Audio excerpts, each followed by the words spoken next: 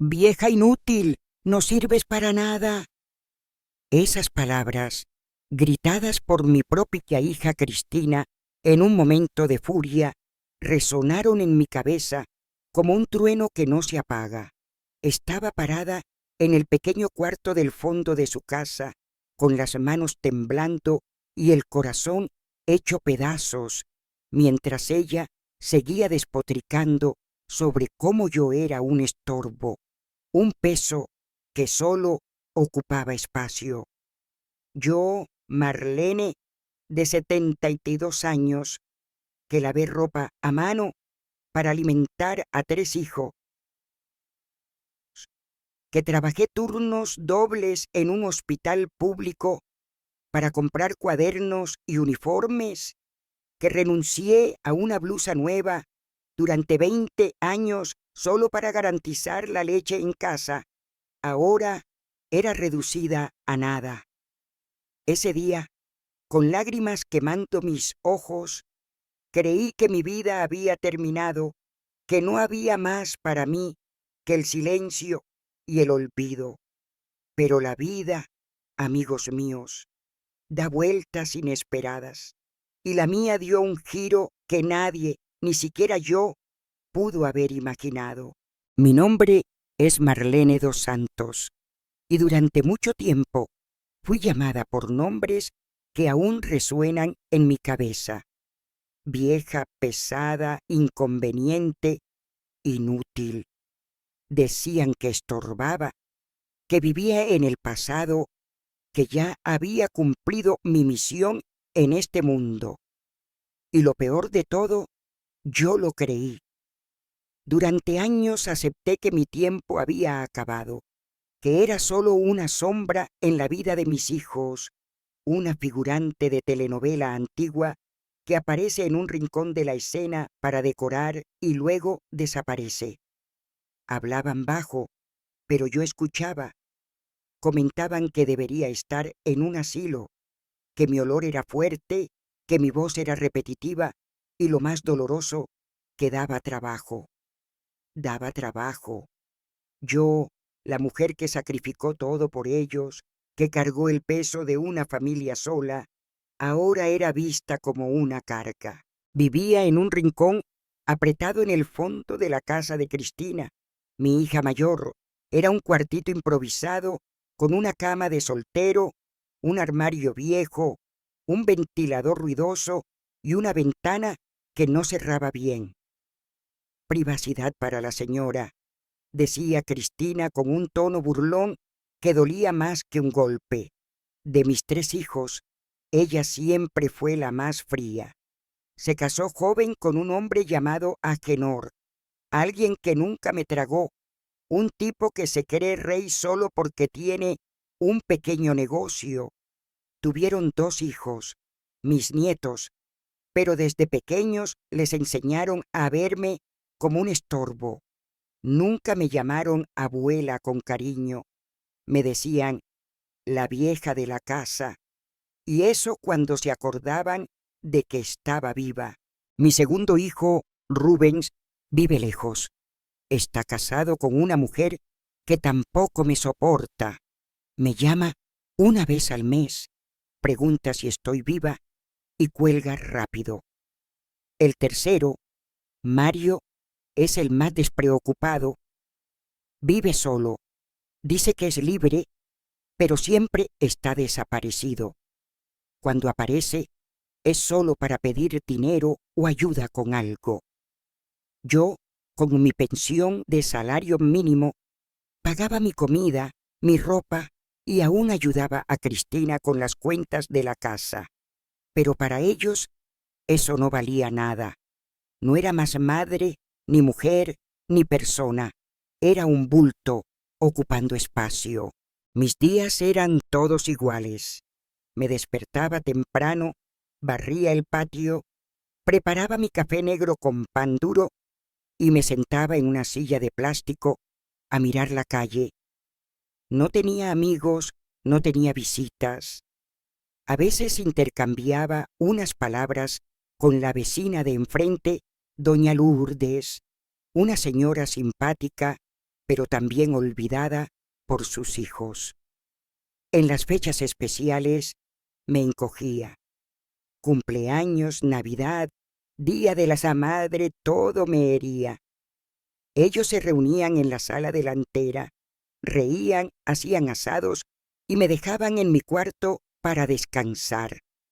Decían que no entendería las conversaciones, que me enredaría, que era mejor que me quedara calladita, y yo me quedaba, pero por dentro moría un poco más cada vez.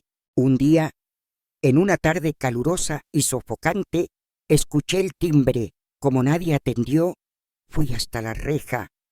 Era un mensajero que entregó un sobre grande de papel grueso con mi nombre completo, Marlene dos Santos. Tenía firmas de abogados y pensé que era una cuenta o un error. Lo abrí. Dentro había una carta formal informando que había sido nombrada heredera única de un hombre llamado Almir Tavares de Andrade, fallecido semanas atrás, quien había dejado un patrimonio millonario y me había elegido como beneficiaria principal. Me reí, simplemente me reí, pensando que era una broma, un engaño o incluso una cámara oculta. ¿Quién era ese tal Almir Tavares? Nunca había oído ese nombre. Mostré la carta a Cristina y a Agenor. La leyeron, fruncieron el ceño, se rieron y dijeron: «Esto es una broma. Seguro tomaron tu nombre de alguna lista y te están engañando. Déjalo pasar». Pero algo en esa carta me inquietó. Tenía mi nombre completo, mi número de identificación, mi fecha de nacimiento y mi dirección. No era una coincidencia, era real. Llamé al número que aparecía en el papel. Una mujer educada confirmó todo y me orientó a ir a una oficina el lunes siguiente con mis documentos. Marqué la hora y, por primera vez en años, sentí que algo estaba a punto de cambiar. Ese día fui ignorada de nuevo. Cristina preparó la cena y no me llamó. Comí fideos instantáneos en mi cuarto mientras escuchaba las risas provenientes de la sala, pero esta vez sonreí sola. Sabía que el mundo estaba girando y que la vieja inútil estaba a punto de convertirse en dueña de su propia historia. El lunes me desperté antes del amanecer. Me puse perfume, vestí mi blusa de botones favorita, esa que Cristina decía que estaba pasada de moda, y calcé mis zapatillas negras que guardaba para ocasiones especiales. Tomé mi bolso pequeño, mis documentos, y fui sola al centro de la ciudad. La oficina estaba en un edificio alto, con puertas de vidrio y aire acondicionado helado. Entré con el corazón acelerado. Una chica sonriente me recibió, me ofreció café y agua y me llamó por mi nombre con amabilidad. La señora es Marlene dos Santos, ¿verdad? Por favor, acompáñenos. El doctor Armando la está esperando. Entré en una sala amplia, con estanterías de libros, una mesa de madera oscura y un señor canoso con gafas finas esperándome de pie. «Doña Marlene, es un placer recibirla. Siéntese, por favor». «Estoy nerviosa, doctor. ¿Esta historia es real?», pregunté. Él sonrió. «Doña Marlene, es más real de lo que imagina». Abrió una carpeta, sacó documentos, extractos, fotos y habló. «El señor Almir Tavares de Andrade falleció hace unas semanas. Dejó un testamento registrado en notaría, sin hijos, sin esposa, sin hermanos vivos. El patrimonio total está valuado en aproximadamente 2.438.000 reales. Nunca olvidaré ese número maravilloso. 2.438.000 reales. Mis ojos se llenaron de lágrimas. ¿Pero por qué yo? Nunca conocí a ese hombre, pregunté. Entonces me entregó una foto antigua en blanco y negro de un hospital, fechada en 1998. En ella yo estaba con un gorro, sosteniendo una bandeja de sopa. Al fondo, un hombre acostado, frágil, con ojos tristes. El señor Almir estaba internado en ese hospital en esa época. «Usted trabajaba allí, ¿verdad?», dijo. «Sí», respondí. «En la cocina, entregaba comida a los pacientes». Entonces explicó que según los relatos dejados por Almir, yo fui la única persona que, además de llevarle comida, se detuvo unos instantes a escucharlo. Él escribió: «Esa mujer de ojos cansados me trató con dignidad cuando yo solo quería morir. Sostuvo mi mano por 10 minutos y me dijo que todos merecíamos amor. Nunca olvidé el nombre en la etiqueta de su delantal. Marlene». Mis ojos se llenaron de agua. No recordaba esa escena. Era una más entre tantas que viví, pero para él fue todo. Regresé a casa como quien lleva un secreto en el pecho. Las calles eran las mismas, el autobús estaba lleno, el sol quemaba, pero yo era otra. Tenía nombre, valor, elección, era de nuevo alguien con voz. Pensé en contarle a Cristina, pero cuando llegué ni me miró. Estaba en el sofá con auriculares, viendo una serie en el celular. Agenor ni levantó la vista del televisor y mis nietos pasaron por mí como quien pasa por una planta en el pasillo. Me tragué todo y me prometí a mí misma: cuando esta verdad salga a la luz, será a mi manera. En la semana siguiente comencé a organizar mi nueva vida con ayuda del abogado. Abrí una cuenta separada, creé un registro empresarial a mi nombre solo para administrar los bienes recibidos y contraté a una contadora, Cintia, una chica educada que me llamó señora desde el principio. ¿Ya sabe qué quiere hacer con este dinero?, preguntó. Todavía no, respondí, pero sé quién no va a ponerle las manos encima. Ella sonrió. Empecé a visitar propiedades, pero con calma. No quería ostentación, quería comodidad, paz, libertad. Fui a conocer una casa con jardín, veranda, cocina iluminada, árboles frutales y espacio para mis macetas. Cuando entré en ese patio florido, sentí que era allí mi lugar, mi vida reanudándose. La compré al contado, puse mi nombre en la escritura con gusto y decidí que, antes de mudarme, haría algo más grande. Dar una lección, porque no basta con dar la vuelta al juego, hay que voltear la mesa. Decidí que no era suficiente alejarme. Quería que entendieran lo que hicieron, que cada silencio, cada desprecio, cada mirada impaciente les costara caro. Así nació mi plan, un plan silencioso, sutil, sin gritos, sin venganza abierta, pero con justicia, de ese tipo que la vida tarda, pero un día entrega. Esperé unas semanas antes de actuar. Mientras tanto, seguí viviendo en el mismo cuartito en el fondo de la casa de Cristina. Ella seguía igual, seca, fría, cada vez más convencida de que yo era un peso. Un día llegué de la calle y encontré mi cama desordenada, mis ropas en el suelo. «¿Qué pasó aquí?», pregunté. «Ah, mamá, disculpa, Los chicos necesitaron jugar aquí. Puede arreglarlo después, ¿no? Respondió. Tragué la rabia como quien traga veneno. La semana siguiente fingí tener un dolor de cabeza y me quedé 2 días sin salir del cuarto. Nadie vino a verme, nadie me trajo un vaso de agua. Al tercer día, Cristina golpeó la puerta con impaciencia. ¿Va a seguir acostada hasta cuándo?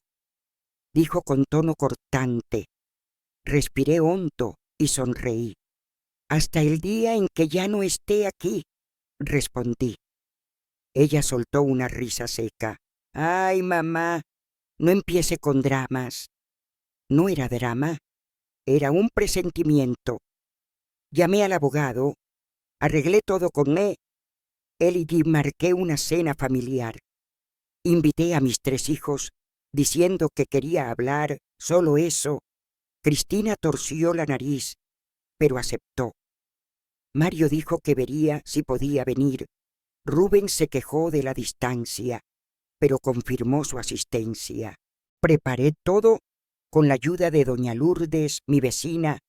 Compré ingredientes, organicé la mesa, arreglé mi vieja vajilla con florecitas y cociné el mejor strogonoff que aprendí en la vida, el mismo que ellos pedían cuando eran pequeños, con papas fritas crujientes y jugo de naranja natural. Llegaron todos, incluso los nietos. Se sentaron, comieron, elogiaron la comida. Mamá, qué rico, dijo Mario. Todavía cocina bien, ¿eh? Comentó Rubens. Cristina se mantuvo más callada, desconfiada. Me conocía, sabía que no hacía gentilezas sin motivo. Cuando todos terminaron de comer, me levanté despacio, fui al rincón de la sala, tomé una carpeta azul y la puse sobre la mesa. Esto es mi testamento, anuncié. Silencio. Todos se miraron. Mamá, ¿qué testamento es ese? Preguntó Rubens. El oficial, firmado en notaría, homologado por un abogado, respondí. Cristina carraspeó. ¿Está enferma? No, estoy más viva que nunca, dije. Abrí la carpeta y mostré las páginas. Allí estaban las copias de los bienes heredados, de las inversiones, del registro empresarial que creé y, al final, el testamento. Heredé más de 2 millones de reales del señor Almir Tavares de Andrade y ya está todo a mi nombre. Los rostros se congelaron. Primero fue negación, luego asombro y por fin lo que esperaba. Codicia. Mamá, mi Dios, ¿cómo así? Balbuceó Mario. Mamá, ¿esto es en serio? Dijo Rubens con los ojos abiertos de par en par. Cristina siguió callada. Es en serio, sí, pero no es eso lo que importa. Lo que importa es que decidí qué voy a hacer con todo esto, dije. Y entonces respiré hondo y solté la bomba. Ustedes no van a recibir ni un centavo. Silencio total. Hasta el ruido del refrigerador pareció detenerse. ¿Cómo así? Disparó Cristina. Simple. No es un castigo, es consecuencia. Años escuchándolos llamarme inútil, peso. Años comiendo sola en el fondo de la casa. Años sin un abrazo, sin cariño, sin respeto. Mamá, está exagerando, ¿no?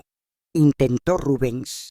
Anoté cada vez que fui olvidada en un cumpleaños, cada Navidad que me dejaron en el cuarto, cada vez que hablaron de mí como si fuera un estorbo, respondí. Cristina se levantó, irritada. ¿Esto es venganza? No, esto es justicia y libertad. A partir de hoy soy dueña de mi vida y de mi dinero. dije cerrando la carpeta. Se fueron uno a uno, algunos furiosos, otros callados. Cristina no me miró a los ojos.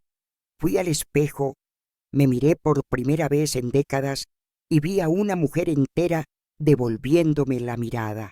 A la mañana siguiente me desperté temprano como siempre, pero ahora no era para barrer el patio ni soportar caras largas. Era para irme de una vez por todas. Arreglé mis cosas en silencio.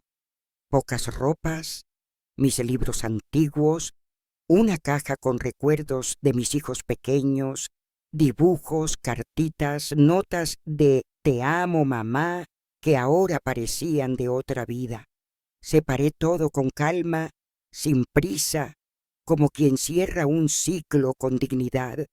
Doña Lourdes, mi fiel amiga, vino a ayudarme. Estás haciendo bien, Marlene. Si ellos no supieron valorarte, ahora van a aprender de la peor manera. No quiero que sufran, Lourdes, solo quiero que sepa que lo que perdieron, respondí. Ella asintió con los ojos llenos de lágrimas. Fuimos juntas a mi nueva casa. Cuando entré por primera vez como dueña, con la llave en la mano, mis ojos se humedecieron. El sol iluminaba la veranda, las flores se mecían con el viento. Era paz, mi paz. Allí comencé mi nueva vida, un día a la vez, a mi ritmo, sin nadie mandándome callar, sin miradas impacientes, sin puertas cerradas y lo mejor, con un silencio que no lastima. Con el tiempo fui adaptándome. Organicé las habitaciones, pinté las paredes de colores claros, colgué cuadros que compré a artesanos locales, hice una huertita que en el fondo planté albahaca, cebollino, romero. Cuidé del jardín con las manos en la tierra, algo que no hacía desde joven, y con cada flor que brotaba, era como si yo misma estuviera floreciendo de nuevo. Empecé a frecuentar el mercado de la ciudad. Allí conocí gente nueva. Hice amistad con una chica llamada Doris, que vendía pasteles caseros y tenía una sonrisa sincera.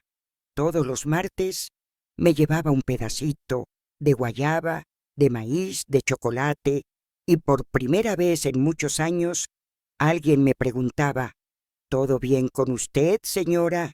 Y yo respondía: sí, mejor que nunca. Fue entonces cuando decidí que no iba a guardar esa fortuna solo para mí, ni la iba a dejar parada.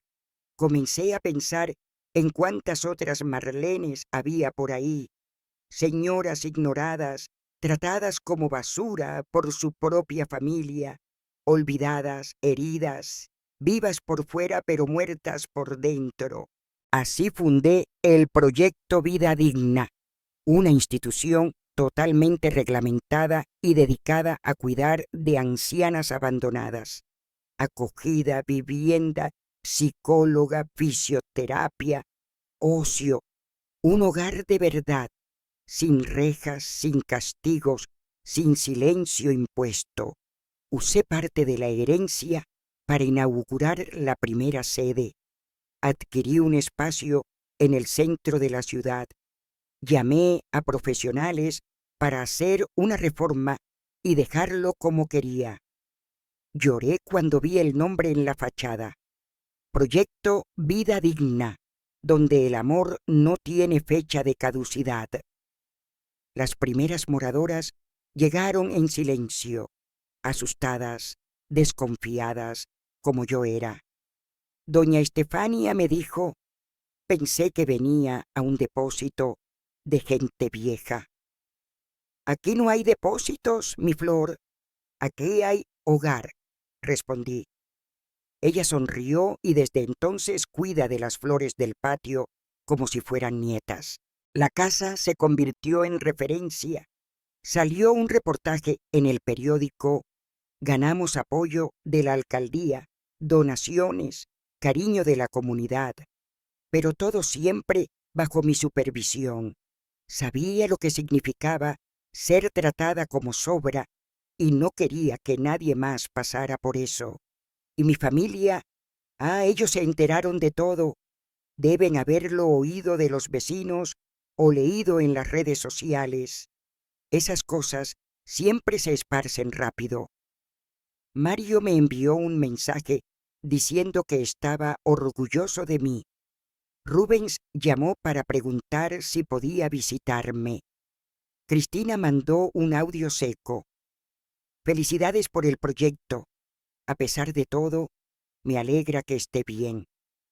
Respondí con un simple gracias, pero nunca volví atrás. Quien me quitó la dignidad una vez no tiene pase libre en mi vida. Los meses pasaron, el proyecto cobró vida. Cada rincón del lugar respiraba esperanza. Las ancianas llegaban con los ojos bajos y se transformaban. Algunas volvían a caminar con firmeza, otras reaprenaban a sonreír. Había quien redescubría el placer de bordar, cantar, bailar forró los domingos, y yo era una de ellas. Vivíamos como hermanas, compartíamos historias, llantos, risas, intercambiábamos recetas, hacíamos sesiones de cine, organizábamos fiestas juninas. Todo era motivo para celebrar la vida, una vida que para muchas de nosotras había sido arrancada demasiado pronto. Lo más hermoso era ver cómo cada una cargaba una historia de dolor, historias parecidas a la mía. Una fue echada de casa por sus hijos cuando enfermó, otra fue engañada por un nieto que le quitó todo, otra fue olvidada en el hospital por semanas. Lo que todas tenían en común era que fueron llamadas inútiles y hoy eran respetadas. En una tarde lluviosa, recibí la visita de una joven periodista. Vino a hacer un reportaje especial para un periódico local. Dijo que estaba emocionada con el proyecto, que quería contar nuestra historia a más personas. Me senté con ella en la veranda, con una taza de té y mi manta de ganchillo en el regazo, y le conté todo desde el inicio, sin adornos. Hablé de las humillaciones, del desprecio, de la herencia inesperada y de cómo decidí transformar mi dolor en cura. Ella lloró. ¿Tiene idea de lo que esto puede hacer por otras mujeres?, preguntó. Si hay una sola Marlene por ahí que escuche mi historia y decida vivir, ya valió la pena, respondí. El reportaje fue publicado unos días después. El impacto fue inmediato. Llegaron cartas, correos, llamadas, mensajes de muchas personas, gente queriendo ayudar, gente queriendo vivir allí, gente queriendo crear lugares similares, y allí entendí que mi valor nunca estuvo en lo que otros decían, siempre vivió en mí. Un día recibí una carta con caligrafía conocida. Era de Cristina, una hoja doblada con cuidado, escrita con palabras que jamás pensé escuchar de ella. Decía más o menos así: Mamá, hoy entiendo lo que hice con usted. Siento vergüenza. Me avergüenzo de cada mirada torcida, cada palabra fría, cada silencio. Usted no merecía eso, y solo lo vi cuando la vi en el periódico. Allí vi a una mujer que nunca tuve el valor de ver. Perdóneme si puede. Si no puede, lo entiendo. Con amor, Cristina. Leí y lloré, pero no de tristeza. Lloré por darme cuenta de que tal vez alguna semilla había brotado, que tal vez mi dolor había generado arrepentimiento en quien más me hirió. No respondí la carta, al menos no en ese momento. Necesitaba tiempo. En la institución organizamos un sarao para celebrar un año de la fundación. Las señoras prepararon presentaciones, poemas, músicas, recetas. Montamos una feriecita de artesanías. Abrimos las puertas a la comunidad. Ese día vi mujeres de cabello blanco bailando con niños. Vi jóvenes escuchando historias de quienes vivieron el doble de su edad. Vi abrazos, vi afecto, vi pertenencia. Y pensé, si esto es vejez, qué bueno que me hice vieja. Al final del evento, subí al pequeño escenario, tomé en el micrófono con manos temblorosas y dije, un día me llamaron vieja inútil, hoy soy refugio, soy semilla, soy voz, y quiero que todas aquí recuerden, nadie puede quitarles el valor con el que nacieron. Las palmas fueron fuertes, pero lo que más me emocionó fue ver al fondo del público a una mujer de pie, con la cabeza baja. Era Cristina. Estaba allí, sola, con los ojos llorosos, y por primera vez en mucho tiempo creí que tal vez había perdón, tal vez había un nuevo comienzo. Pero eso sería a mi tiempo. En los días que siguieron al sarao, Cristina no apareció más, tampoco llamó, pero eso no me hirió. En realidad, me dio alivio, porque ahora, si ella viniera, sería porque lo deseaba y no por conveniencia. Continué con mi rutina en la institución. Cada lunes era día de reunión con el equipo. Cada jueves por la tarde había cine. Los sábados teníamos el té de las 5 con pastel de maíz y rueda de conversación. Era en esos momentos cuando más veía la fuerza de una mujer que reanuda su vida, porque ninguna de esas señoras era vieja inútil, eran sobrevivientes, guerreras, y cada una, a su manera, me ayudaba a cicatrizar una parte de mí. Una mañana fría, mientras organizaba unos papeles, recibí una llamada. Era de la escuela de mi nieta, Amanda, la hija de Cristina. Doña Marlene, ¿usted es la abuela de la niña Amanda? Preguntaron. Sí, soy yo.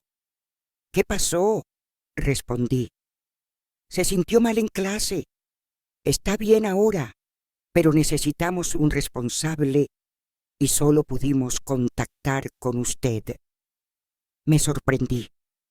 No sabía que habían dejado mi número allí, pero fui. Al llegar a la escuela, vi a Amanda sentada en un banco, pálida, abrazada a su mochila. Cuando me vio, sus ojos se llenaron de alivio. «Abuela», dijo. «Hola, mi flor. Ven aquí», le respondí. Me abrazó con fuerza. «Mamá y papá no contestaron. Pensé que nadie vendría». Mi pecho se partió, porque a pesar de todo, ella era una niña, y los niños no tienen culpa de los corazones de los adultos. La llevé al hogar, preparé un té, la acosté en el sofá de la sala de la institución, que también tenía espacio para visitas. Conversé con ella, le acaricié el cabello y vi en sus ojos un brillo que había olvidado que existía. Después de eso, Amanda comenzó a visitarme, a veces con excusas, un trabajo de la escuela, una investigación, otras veces solo para pasar la tarde.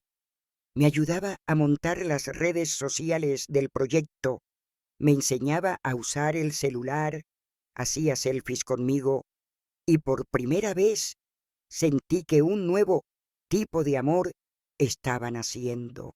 Cristina apareció de nuevo semanas después. Llegó con la cabeza baja, sin maquillaje, sin máscara social, solo ella y el peso de las elecciones que había hecho. Mamá, vine a agradecerle por lo que hizo por Amanda y por haber ido ese día a la escuela, dijo. Asentí. Se sentó. No había rabia entre nosotras, solo historia, solo el eco de una vida mal vivida. En silencio, agregó: Usted puede no perdonarme nunca, pero necesitaba decírselo. Ya te perdoné, Cristina, respondí. Hace mucho tiempo, solo no sabía si tú querías ser perdonada. Ella lloró.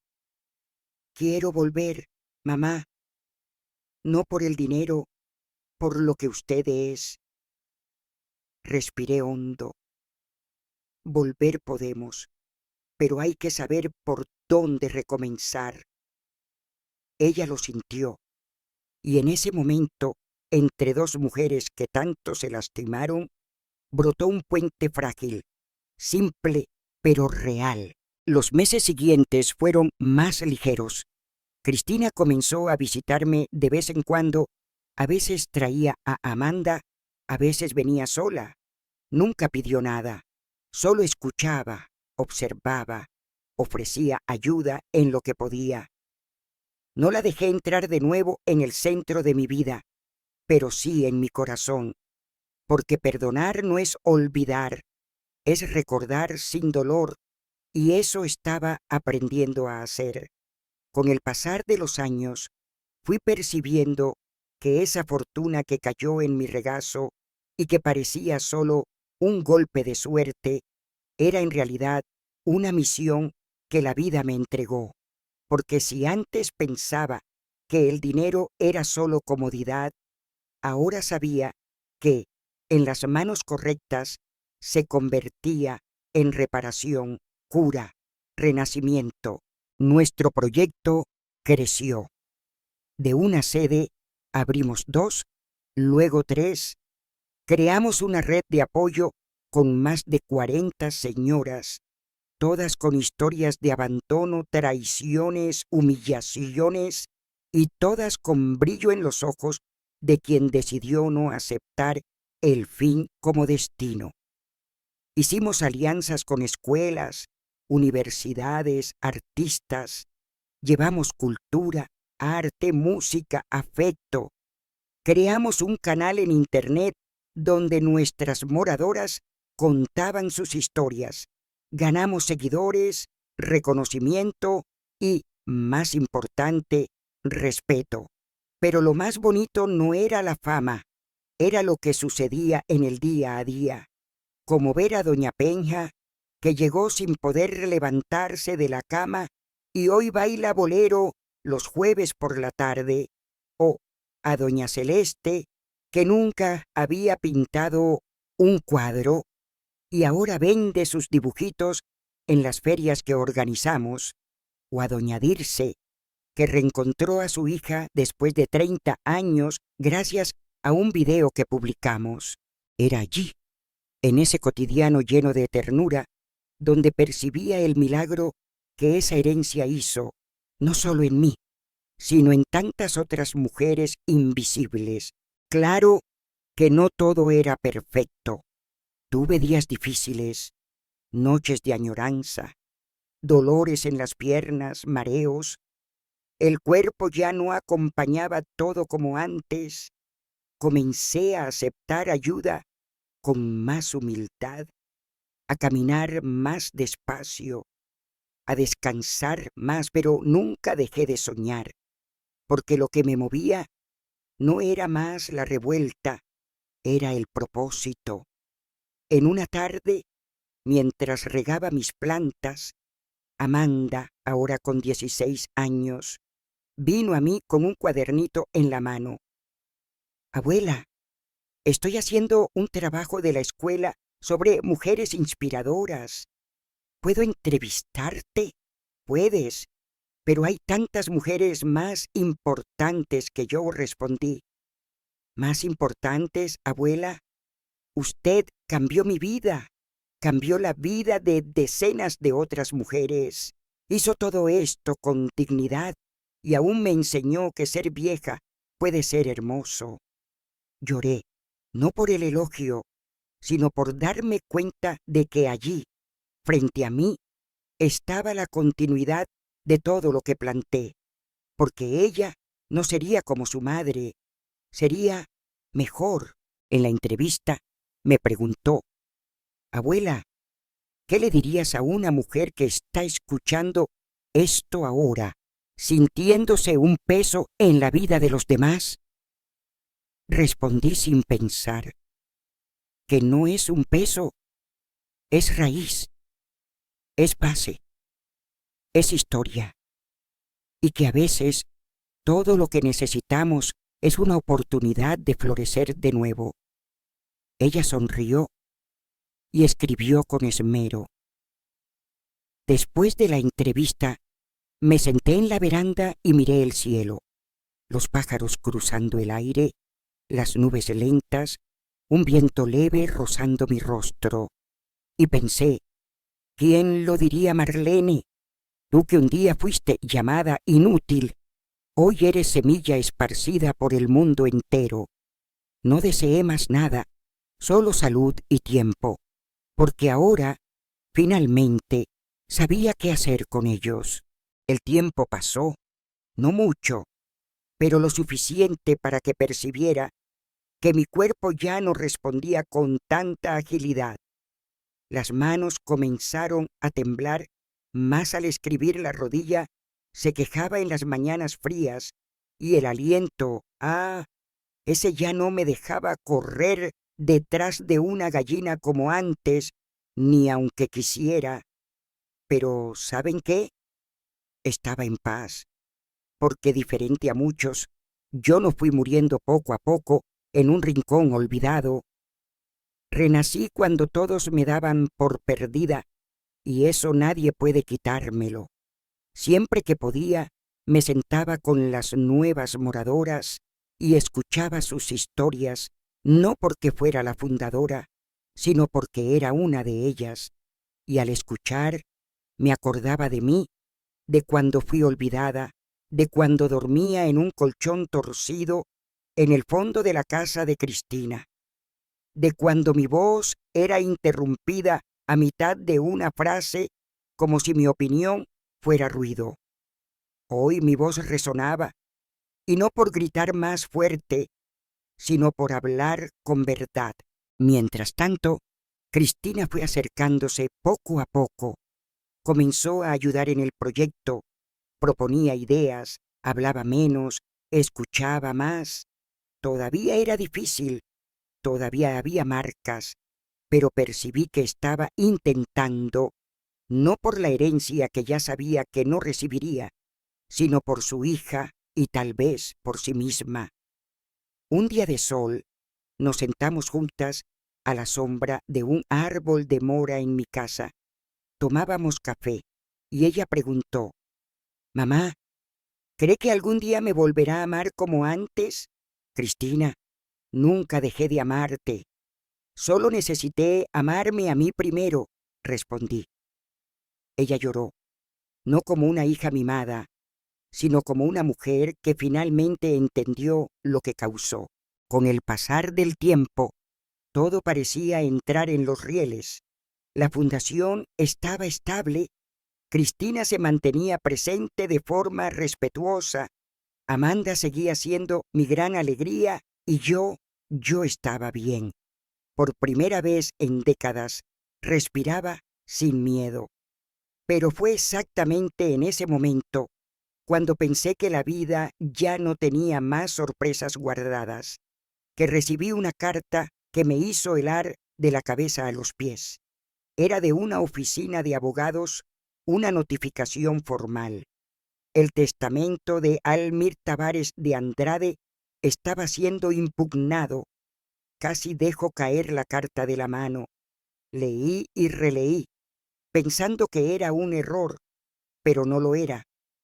Un supuesto hijo ilegítimo de Almir había aparecido, un hombre llamado Julio César, de 55 años, empresario, que decía ser fruto de una relación oculta que Almir tuvo en su juventud, ahora exigía en la justicia la revisión del testamento y el bloqueo de parte de la herencia hasta que la paternidad fuera confirmada. Mi mundo se dio vuelta. Reuní a mi equipo jurídico ese mismo día. El abogado estaba serio. Doña Marlene, esto puede ser solo una maniobra para intentar tomar parte del patrimonio, pero si logra probar que es hijo biológico, puede tener derecho legal a la herencia, incluso si nunca conoció a su padre. Aunque sea así, pregunté. La ley no siempre reconoce lazos de afecto, solo de sangre, respondió. Sentí mi sangre hervir. Justo ahora, después de todo lo que construí, después de transformar un dolor en una revolución, alguien aparecía de la nada, exigiendo parte de lo que no era solo dinero. Era historia, era lucha, era cicatriz. Estuve días sin dormir. Las moradoras notaron mi angustia. Amanda venía a abrazarme más veces. Cristina también se acercó. Decía, mamá, lo que necesite, estoy aquí. Sé que cometí muchos errores, pero no voy a dejar que nadie le quite lo que es suyo. Lo que es mío no es solo mío. Cristina, es de todas nosotras, respondí. Fue cuando decidí que no iba a esperar la decisión de la justicia sentada. Tomé un aventón con Cristina y fui hasta la ciudad donde vivía ese tal Julio César. Quería mirarlo a la cara, saber quién era esa persona que pensaba que podía aparecer de la nada y desmontar todo lo que construí con mis dolores. Llegué frente a su empresa, un edificio moderno, bonito. Entré con la cabeza en alto, me presenté. Digan que doña Marlene dos Santos quiere hablar con él, sabrá quién soy. Después de 20 minutos de espera, apareció. Alto, de traje gris, me miró con asombro. ¿Usted es la mujer del testamento? Soy, y vine a entender qué quiere conmigo, respondí. Me invitó a conversar. Nos sentamos en una sala con olor a madera barnizada. Ofreció café, lo rechacé. Entonces comenzó a hablar. Mire, doña Marlene, no tengo nada contra usted, pero mi madre murió el año pasado y antes de morir me contó que tuvo un romance con Almir. Dijo que él era mi padre. Nunca lo supe, pero ahora quiero lo que me pertenece por derecho. ¿Y usted quiere quitarme lo que es mío por afecto? Pregunté. No estoy quitando, estoy reclamando lo que la ley me garantiza. La ley, pero ¿y el corazón? ¿Y lo que ese hombre quiso en vida? Él eligió dejarme todo porque estuve con él cuando nadie estuvo. No conoció al hombre, no le sostuvo la mano cuando tenía miedo, no le llevó sopa, no le limpió una lágrima. Me miró en silencio, el rostro endurecido comenzó a temblar, los ojos rojos. ¿Usted cree que yo quería esto? Yo también fui rechazado, ¿sabe? Crecí sin saber quién era y ahora solo me queda el nombre. En ese momento, algo dentro de mí se ablandó, porque él también estaba herido, herido de manera diferente a mí, pero herido al fin. Regresé a mi ciudad con el corazón en conflicto. Hablé con mis abogados, con mi equipo y, después de días pensando, tomé una decisión. Llamé a Julio César para que me encontrara de nuevo, esta vez en mi casa. Vino, ahora más humilde. Vine porque usted lo pidió, dijo. Siéntate aquí, muchacho. Vamos a conversar, respondí. Y allí, mirándolo a los ojos, hice una propuesta. Quieres parte de la herencia, la justicia puede dártela, pero te propongo otra cosa. Entra conmigo en el proyecto, ayuda a expandir la institución. Ya eres un empresario exitoso, ese dinero no te hará falta. Usa tu conocimiento de negocios. Y otra cosa, ya tienes más de 50 años, pronto estarás viejo también. Apuesto a que no te gustaría quedar desamparado en la vejez, como todas las señoras del proyecto. Se quedó en silencio y luego, con un nudo en la garganta, dijo: «Acepto». Esa reviravolta cambió todo. Lo que parecía otro golpe se convirtió en un nuevo capítulo. La entrada de Julio César en el proyecto fue, al principio, vista con desconfianza por todos. Las moradoras, mi equipo, incluso Cristina frunció el ceño. No sabían si era un oportunista o si realmente quería hacer la diferencia.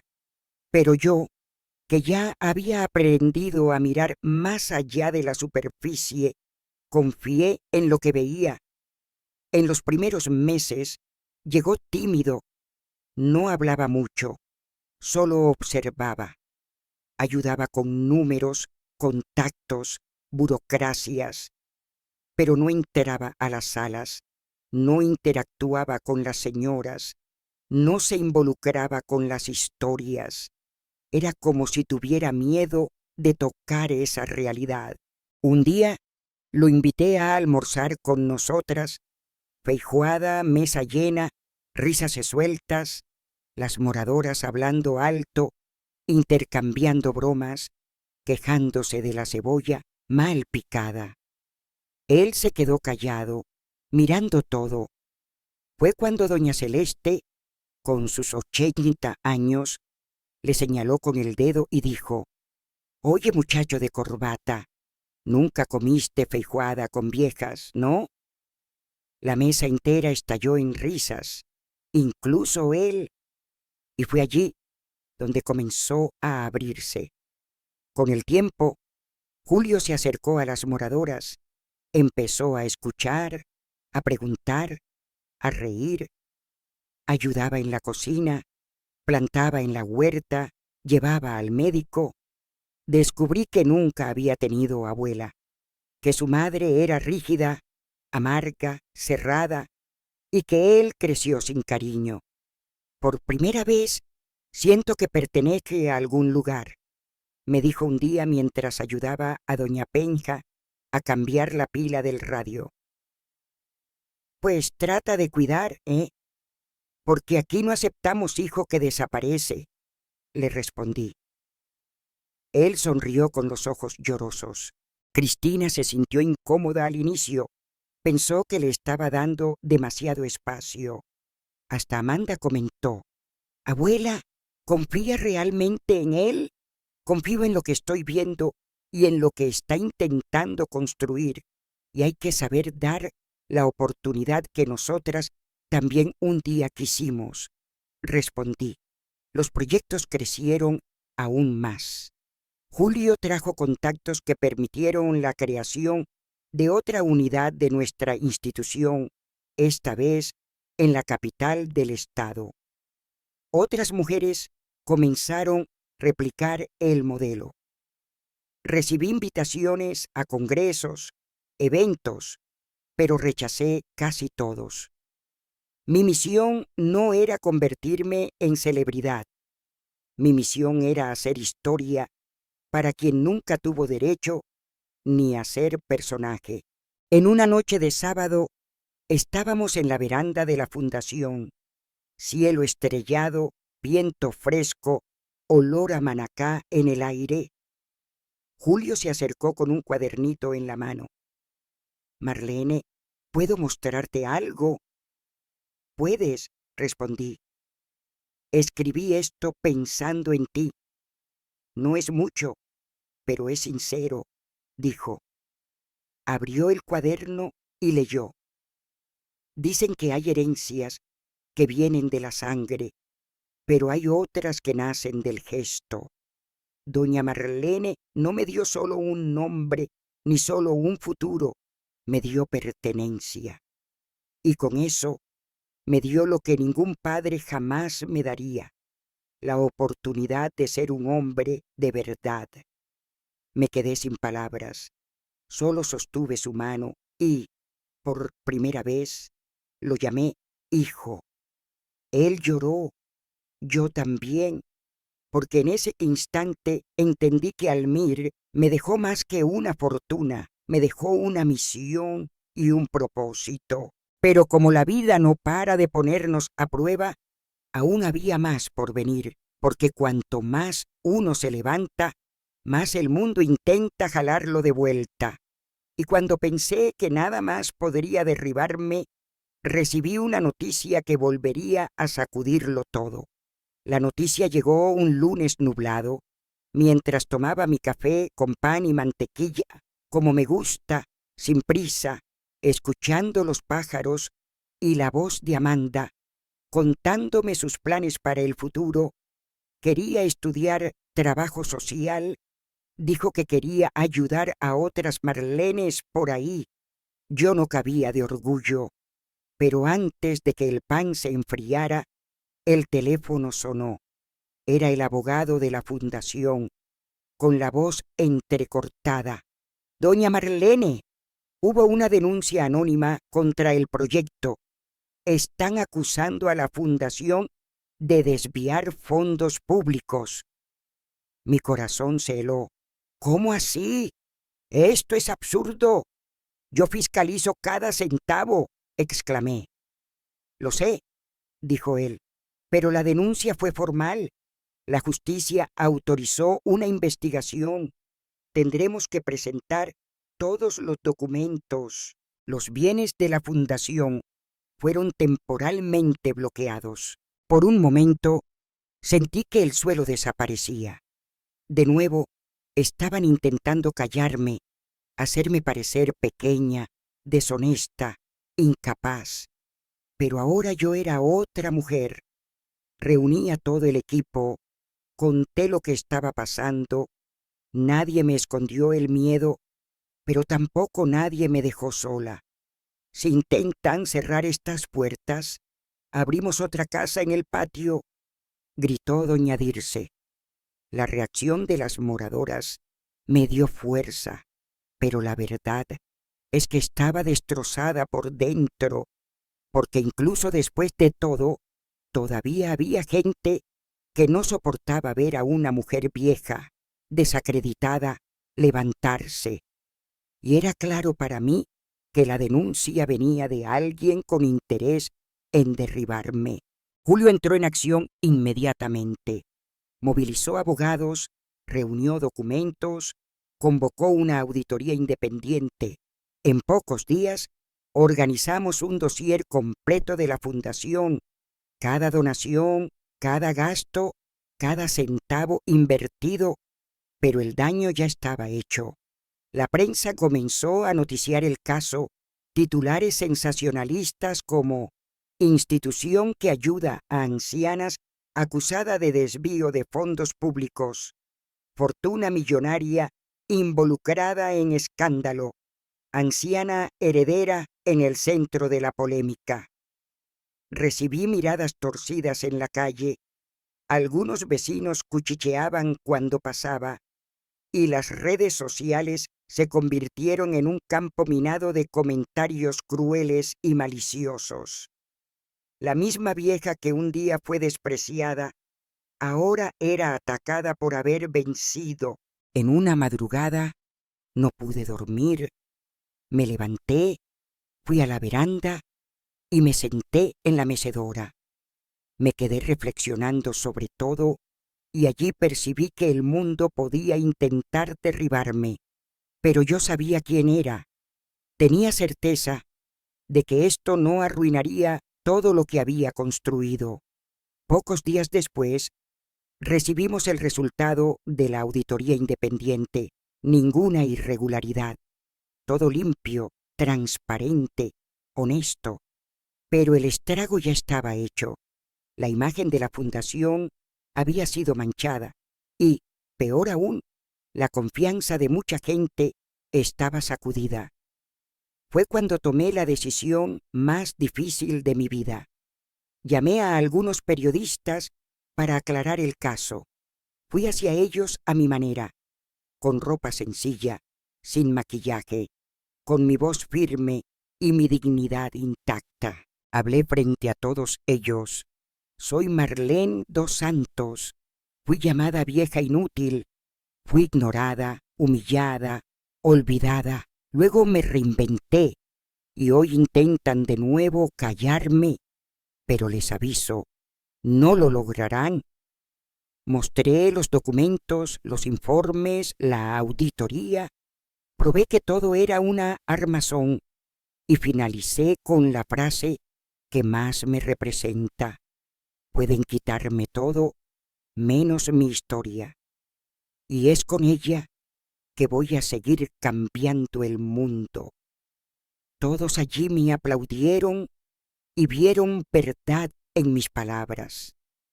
Y allí comencé a voltear el juego otra vez. Después de la entrevista, el clima cambió. La prensa se cayó, los chismosos desaparecieron y las miradas torcidas en la calle se convirtieron en gestos de respeto. Pero lo que más me emocionó fue ver la reacción de las propias moradoras de la fundación.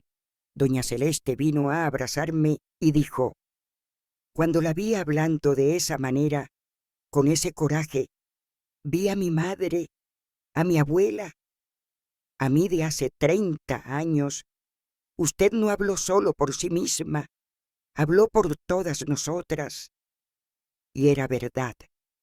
Allí ya no era solo Marlene, era la voz de quien nunca tuvo voz. La crisis sirvió para fortalecer el proyecto. Ganamos aún más apoyo. Personas comunes enviaron donaciones, cartas, videos de aliento. Comencé a capacitar nuevas lideranzas dentro de las propias casas. Incentivé a otras mujeres a asumir roles de gestión. Quería que, cuando mi tiempo pasara, todo continuara en pie. Y fue en ese movimiento que Amanda asumió su primer cargo, coordinadora del núcleo joven de la casa Doña Marlene. Creó talleres con adolescentes, hizo alianzas con escuelas, organizó ruedas de conversación entre generaciones. Un día me dijo, abuela, crecí escuchando que los viejos no servían para nada. Hoy sé que eso es mentira. Los viejos son los únicos que saben cómo funciona realmente el mundo. La abracé con fuerza, porque cada palabra suya era un eco de la mujer en la que me convertí, y sabía que ella era mi herencia más bonita. Después de algunas semanas, contratamos otra auditoría para rehacer todos los cálculos nuevamente.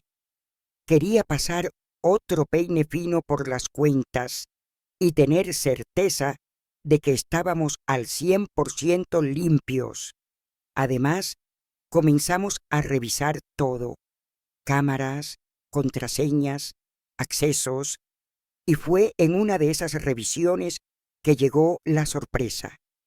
La auditoría anterior había señalado un desvío real, pero hecho de manera muy profesional. Había sido en los últimos meses, pequeño, discreto, pero real. Después del descubrimiento del desvío, perdí el sueño por varias noches. Era una pesadilla que pensaba que ya había vencido, pero la vida siempre encuentra una forma de probar hasta dónde uno aguanta. Reuní al consejo de la fundación. Julio estaba conmigo, firme, indignado. Fue él mismo quien ayudó a revisar los informes pasó 2 días enteros cerrando cuentas, analizando datos. Y fue él quien abrió la planilla en la madrugada del jueves y soltó la frase que me hizo temblar. Marlene, encontré el desvío. Fue hecho por alguien de contabilidad. Cintia. ¿Cintia? Esa misma chica que años atrás me había ayudado a organizar todo al inicio. Joven, educada, de sonrisa fácil y habla suave, siempre parecía preocupada, siempre con una justificación lista. Aquí mira, me dijo, fueron pequeñas retiradas disfrazadas de tasas bancarias y ajustes administrativos, pero fueron sumando casi 30.000 reales en 6 meses. No quería creerlo, pero las pruebas estaban allí, frías y claras. Al día siguiente llamé a Cintia para conversar. Llegó con la misma sonrisa de siempre, pero la mirada ya decía que sabía lo que venía. Siéntate, hija, le dije. Se sentó, cruzó las piernas, fingió naturalidad. ¿Necesita algo de mí?, preguntó. Necesito la verdad, respondí. Le mostré los extractos, las movimentaciones. Intentó negarlo, luego enredarse, pero al final se derrumbó. No soy mala, doña Marlene, solo estaba desesperada. Mi marido perdió el empleo, mi madre enfermó, caí en un pozo de deudas y no sabía qué hacer más. Pensé que lo devolvería, lo juro, pero no lo hice. Tuve miedo, dijo, y luego parecía que nadie lo notaría. La miré con un peso en el pecho. No era una criminal fría, era solo una persona débil que eligió el camino equivocado, pero allí no podía seguir. Cintia, esta casa fue construida con dolor, con dignidad. Aquí tropezamos, pero no mentimos. Fallamos, pero no robamos. Puedo perdonarte como persona, pero como contadora no puedes continuar, le dije. Lloró, pidió disculpas, se fue sin llevar nada. Julio me abrazó cuando ella salió y dijo, gracias por confiar en mí. Yo le agradecí.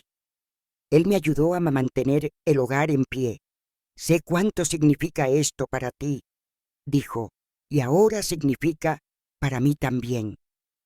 Allí nuestro lazo se hizo más fuerte, porque la confianza, cuando es probada y mantenida, se convierte en amor verdadero. Para evitar nuevos problemas, creamos un nuevo sistema de gestión más seguro, con auditoría externa frecuente y más de una firma para cualquier movimentación. Tenía convicción de que nadie más intentaría usar lo que construí para sacar ventaja. Transformamos el problema en solución y, como siempre, el dolor se volvió fuerza. Algunos días después, recibí una carta por correo. Era simple, escrita a mano, sin remitente. Cuando la abrí, me emocioné. Eran palabras de alguien que decía, usted me salvó. Estaba a punto de rendirme, pero vi su historia y entendí que la vida recomienza para quien tiene coraje. Gracias, vieja guerrera. Lloré, porque allí, en ese pedazo de papel, estaba la razón de todo. No era por el dinero, no era por la fama, era por eso, por ser faro, por ser referencia, por ser escudo para quien siempre fue blanco. Los años pasaron como pasan las estaciones, sin que uno se dé cuenta hasta que el paisaje ya cambió por completo. Mi cabello se volvió más blanco, mis pasos más lentos, y mi voz, aunque firme, ahora necesitaba pausas más largas. Pero mi corazón, ese seguía latiendo con la fuerza de quien sabe que vivió todo lo que tenía que vivir. La fundación se convirtió en una red sólida con 5 sedes en diferentes ciudades, cada una gestionada por mujeres que, como yo, un día fueron descartadas, pero que aprendieron a levantarse. Y yo, aunque ya no estaba en el día a día de las decisiones, seguía siendo la raíz, la memoria viva de todo lo que comenzó con una herencia inesperada y un corazón herido. Amanda creció y se convirtió en una mujer que me llenaba de orgullo. Se graduó en trabajo social, como había soñado, y asumió la coordinación general del proyecto. Verla liderar con empatía, con garra, con respeto, era como verme a mí misma en una versión más joven, pero sin las cicatrices que yo cargué. Ella organizaba eventos, traía nuevas ideas, conectaba generaciones. Un día, mientras preparábamos una fiesta junina en la casa principal, me tomó de la mano y dijo: «Abuela, todo esto es tuyo. Cada sonrisa aquí, cada vida salvada, es tu legado». «No, mi amor», respondí, «es nuestro, porque sin ti, sin ellas, sin todos los que creyeron, yo no sería nada». Ella me abrazó, y en ese abrazo sentí que mi tiempo, aunque finito, había valido cada segundo.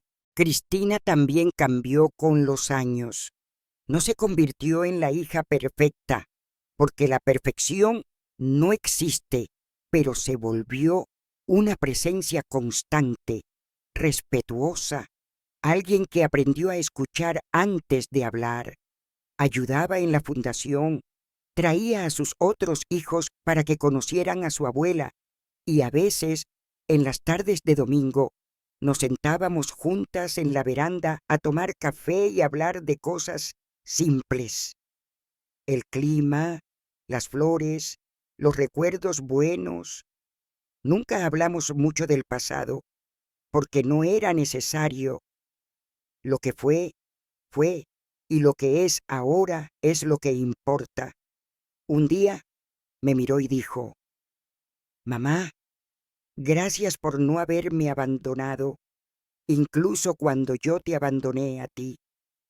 No respondí con palabras, solo le apreté la mano, porque el perdón no siempre necesita ser dicho, a veces basta con ser sentido. Julio César se convirtió en un pilar de la fundación. Después de años trabajando codo a codo conmigo, se transformó en un hombre que no solo entendía los números, sino también el valor de cada historia detrás de ellos. Se casó con una mujer dulce, tuvo un hijo al que llamó Almir, en homenaje a un padre que nunca conoció, pero que de alguna manera le dio un propósito. Y cada vez que lo veía cargando a su pequeño, riendo con las moradoras, ayudando en las tareas más simples, pensaba: la vida es extraña, trae herencias que no son de sangre, sino de alma. Él me visitaba a menudo, me traía noticias de las otras sedes y siempre terminaba nuestras charlas diciendo: «Marlene, tú eres mi familia». Y yo le respondía: «Y tú la mía, hijo». Con el tiempo, mi salud comenzó a resentirse más. Las rodillas ya no aguantaban largas caminatas, los ojos se cansaban rápido al leer, y había días en que el cuerpo pedía cama desde temprano. Pero nunca me quejé, porque ¿de qué iba a quejarme? Había vivido más de lo que muchos sueñan, había transformado mi dolor en luz para otros, había visto a mi nieta convertirse en una líder, había recuperado a mi hija de una manera que nunca imaginé posible, y había encontrado un hijo en alguien que llegó como un extraño. Así que, cuando el médico me dijo que mi corazón estaba más débil, que necesitaba descansar más y estresarme menos, solo sonreí y dije: «Doctor, mi corazón ya hizo todo lo que tenía que hacer. Ahora solo quiero verlo latir tranquilo». Comencé a pasar más tiempo en casa, en mi pequeña veranda, mirando el jardín que yo misma planté. Las flores de Manacá seguían brotando, las mariposas venían a visitarme y el viento traía un olor a tierra mojada que me recordaba a mi infancia. Amanda venía casi todos los días, a veces con sus primos, a veces sola. Me traía libros, me leía noticias, me enseñaba cosas nuevas del celular que yo nunca entendía del todo. Y en una de esas tardes, mientras tomábamos jugo de maracuyá, me dijo: «Abuela, estoy escribiendo un libro sobre ti, sobre tu vida, sobre el proyecto, sobre todo lo que aprendí contigo». Me sorprendí. «¿Un libro sobre mí? Pero si no soy nadie importante», respondí. «Eres la persona más importante que conozco», dijo ella, y allí, con los ojos llenos de lágrimas, entendí que mi historia no terminaría conmigo. Mario y Rubens también reaparecieron con el tiempo, no con la frecuencia de Cristina, pero sí con un respeto que antes no existía. Mario me llamó un día para pedirme perdón. Dijo que se había dado cuenta tarde de lo que había perdido. Rubens vino a visitarme con su esposa y sus hijos, y por primera vez en décadas no hubo tensiones, solo una conversación tranquila sobre la vida. No los juzgué, no los rechacé, pero tampoco los dejé entrar como si nada hubiera pasado. Les di espacio para que reconstruyeran lo que un día rompieron, a su ritmo, a mi manera, porque el perdón no es un regalo que se da a la ligera, es un camino que se recorre juntos. Una mañana, mientras regaba mis plantas con una manguera que ya pesaba más de lo que mis manos podían sostener, sentí un mareo. Me senté rápido en la silla de la veranda, respiré hondo y supe que mi tiempo estaba acercándose. No tuve miedo. Llamé a Amanda, le pedí que viniera con Cristina y Julio. Llegaron preocupados, pero traté de calmarlos con una sonrisa. «No se asusten, solo quiero hablar», dije. Los hice sentarse a mi alrededor como en una rueda de conversación de las que hacíamos en la fundación, y allí, con el sol calentando mi rostro y el sonido de los pájaros de fondo, les hablé. Mi vida no fue fácil, pero fue mía. Sufrí, lloré, caí, pero también me levanté, reí, construí. Y si hoy estoy aquí, es porque ustedes, cada uno a su manera, me ayudaron a ser quien soy. Amanda, tú eres mi orgullo, mi futuro.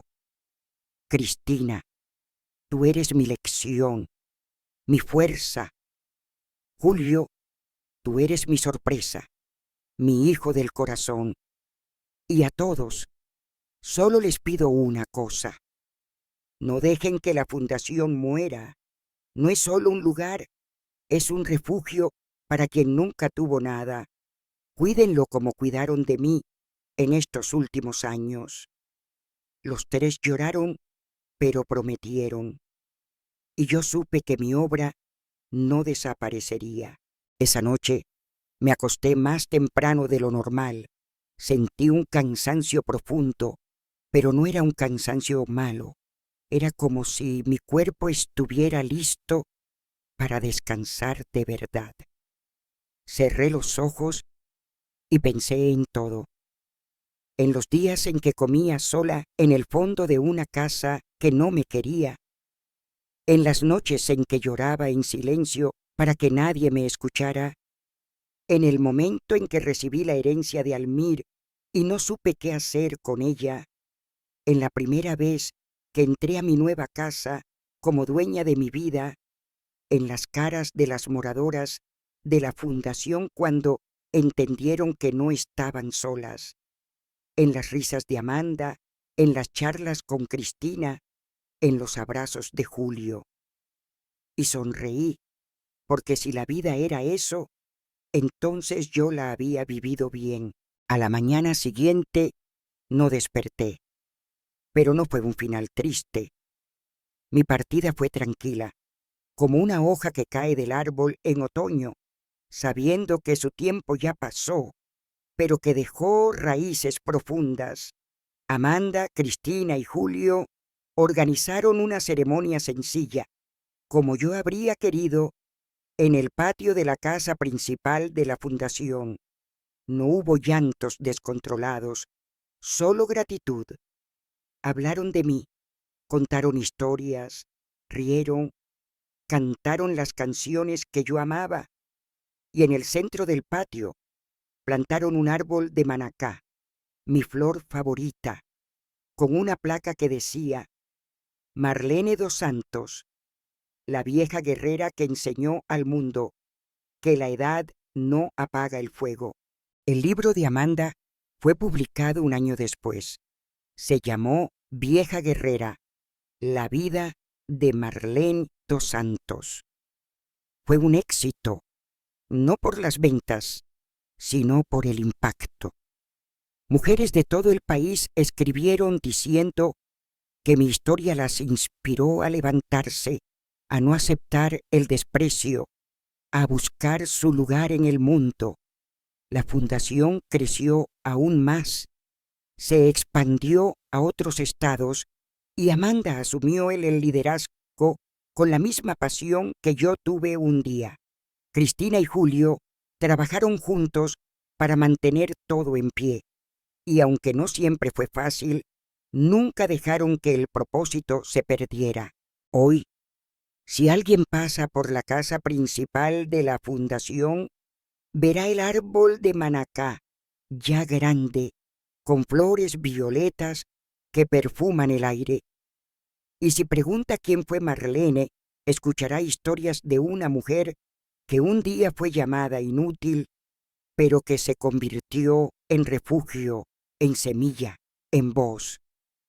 Y tal vez al escuchar, esa persona entienda que no importa la edad, no importa el pasado, no importa lo que digan de ti, siempre hay tiempo para renacer, porque yo, Marlene dos Santos, no solo viví, sino que dejé vida por donde pasé. Y eso nadie me lo quita. Muchas gracias a todos los que se tomaron el tiempo de ver este video.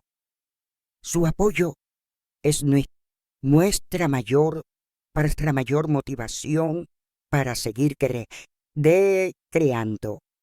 Suscríbanse al canal para compartir más historias significativas con nosotros.